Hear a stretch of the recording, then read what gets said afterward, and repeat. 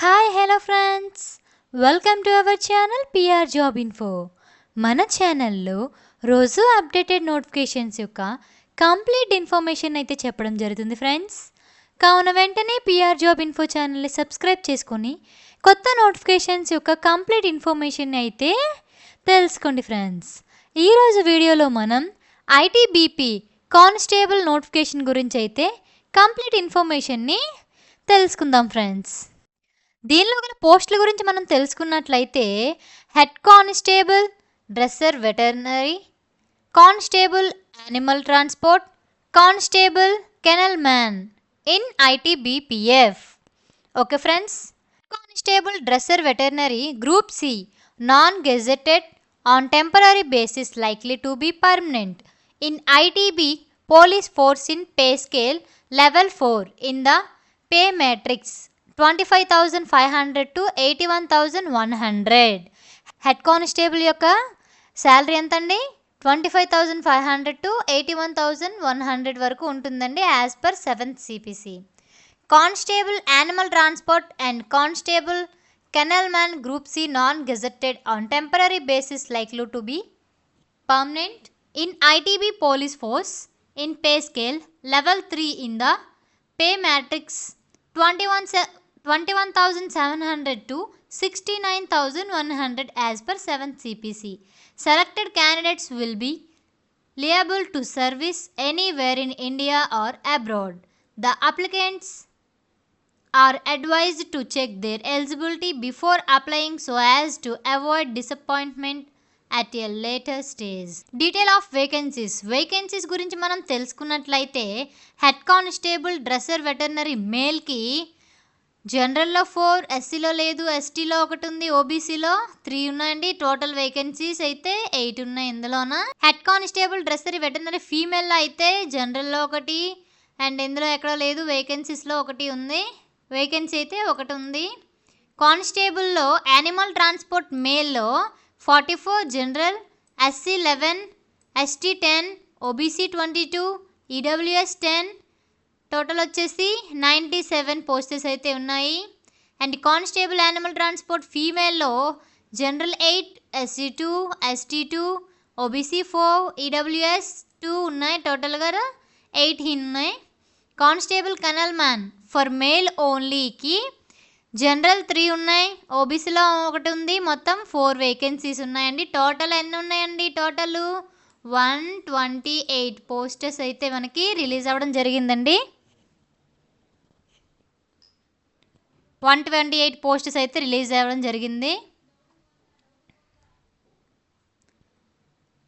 The vacancies are tentative and may increase or decrease without any notice. Any change in the number of vacancies will be intimated through ITBPF recruitment website.